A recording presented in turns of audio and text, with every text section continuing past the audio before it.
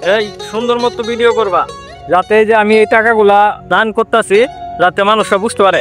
এই যে ভাই, এই এদিকে আছে, এখানে দাঁড়ান। সুপ্রিয় দর্শক মন্ডলী, আমরা এখন একজন ফকিনের বাচ্চা পেয়েছি, আমরা তাকে কিছু দান খয়রাত করব। কি করতেছেন ভাই এগুলা? কে ফকিনের বাচ্চা? কে দান করতেন আপনি? আরে ভাই, আপনি চেতাছেন কেন? এই যে আমি 1 লক্ষ টাকার বান্ডিল নিয়েছি, গরিব মিসকিন যারা আছে আমি তাদেরকে এই টাকা দান করব, ঠিক আছে? কইন মিয়া, দান করেন, এটা ভালো কথা। যারা দান করে এরা এই ধরনের বাসা দেয়। কে ফকিনের বাচ্চা মিয়া? এই ভিডিও ঠিক মতো কইতো, কিন্তু আমি যে এই যে টাকা পয়সা দান করতেছি যাতে দর্শকে বুঝতে পারে আমি টাকা পয়সা দান করতেছি। আরে ভাই, আপনি চেতাছেন কেন? যারা গরিব আছে আমরা তাদেরকে টাকা পয়সা দান করি, আমরা তাদেরকে ওই ফকিনের বাচ্চা বললো, এই আঞ্চলিক ভাষায় ফকিনের বাচ্চাই বলে। এলন আমি আপনাকে কিছু টাকা দান করলাম, এনেন। কইন মিয়া, আপনি দান আপনার রাখেন।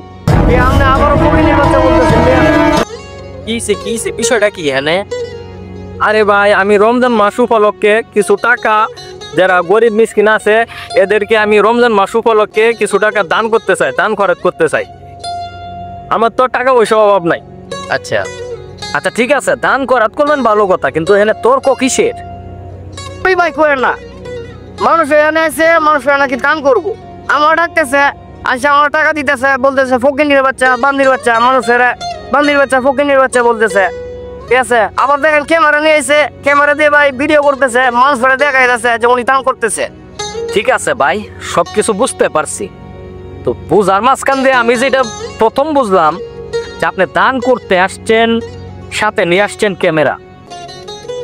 তো আরেকজন গরিব মানুষ বা যাই হোক গরিব মানুষের আপনি বলছেন কি যে বান্দির বাচ্চা, ফকিন্নির বাচ্চা। তো ভাই, দান দক্ষিণা করতে গেলে মানুষকে এইভাবে ভাষা, মানে এই ভাষা মানুষকে বলা যায় না। এবং যারা দান করে কি জন্য? সোয়াবের আশায়। হ্যাঁ, আপনি যা দান করতেছেন সোয়াবের আশায়, কিন্তু আপনি ভিডিও নিয়ে আসছেন, ভিডিও করে মানুষের দেখাইবেন যে আমি ভালো দানবীর। হ্যাঁ, তার জন্য ভালো, মানে মানুষ বুঝবে যে আপনি দান করতেছেন। হ্যাঁ, আর আরেকজন যে মানে ব্যবহার খারাপ করে তারা দান দক্ষিণা করে দিলেন, কিন্তু এই দানের কোনো মানে হয় না ভাই।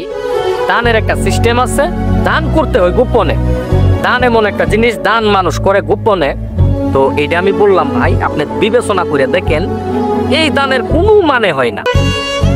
আসলে ভাই, আপনি আমার অন্তর্চক্ষু খুলে দিয়েছেন। জীবনে টাকা পয়সা অনেক কামাই করছি, কিন্তু জীবনে ইজ্জত পাইলাম না, ইজ্জত কামাই করতে পারলাম না। তো আসলে আমি টাকার মুহে অন্ধ হয়ে গেছিলাম, কিন্তু আপনি আমার অন্ধ চোখটা খুলে দিয়েছেন। আসলে আমি বুঝতে পারছি যে টাকা হইলেই সব কিছু হয় না। তো যাই হোক, টাকা হইলেও এমন একটা জিনিস, দান করতে হইলে মানুষকে গোপনে করতে হয়, এটাও আমি আপনার কাছ থেকে বুঝতে পারছি। তো যাই হোক, এখন আমি ভুল করছি। যাই হোক, এখন থেকে চিন্তা করছি আমি টাকা পয়সা যদিও দান করি তাহলে গোপনে দান করব, কোনো ভিডিও ক্যামেরার দরকার নাই। হ্যাঁ, আপনারা যারা আছেন সবাই টাকা পয়সা দান করবেন আল্লাহর সন্তুষ্টির জন্য। আল্লাহ যেখানেই দান করেন আল্লাহ ঠিকই দেখবে।